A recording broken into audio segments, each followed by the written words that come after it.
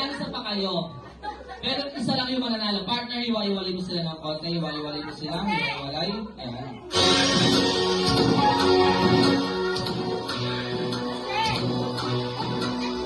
Kids, ngayon naman po, magkakalaban na kayo. Pero isa lang po yung pwedeng manalo. Ano pangalan mo, kuya? Kailangan malakas. Pangalan? Gary. One more. Louder. Gary. Kari. Pangalan? Raven. Kailangan malakas. Pangalan? Raven. Galit ka ba? Galit? Hindi naman. Raven. Pangalan? Raven. Raven. Raven 1, Raven 2. Raven 3? What's your name? Maui. Roy, pogi-pogi ni Kuya. What is your name? Francie. Francis. Okay. Guys, magkakalaban na po kayo ha. Kasi yung next game natin, natawagan natin siya the tongue twister game. Okay, once in our next game, so maybe we call it the tongue twister game.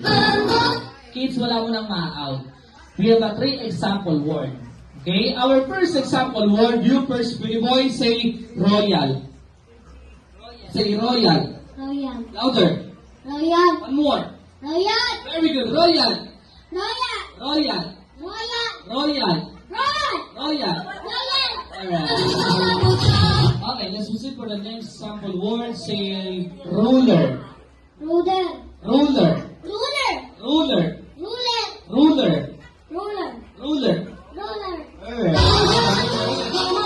Let's proceed for the last example word. Say yero. Yero. Layer. Yero. Lero.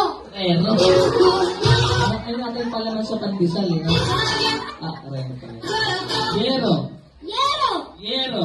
Yero. Yero. Yero. Yero. Layer. Saka. Yero. Yero. Oh, yero. Yero. Alright. Kids, isa lang po yung mananalo dito. Kids, makinig ko mabuti ha. Let's proceed for the first final word. Our first final word is start with the letter T. Say tasa. Tasa. Louder. Tasa. Tasa. Tasa. Tasa. Tasa. Tasa. Tasa. Tasa. Our first final word is start with the letter T. Say tanso. Tanso. Tanso.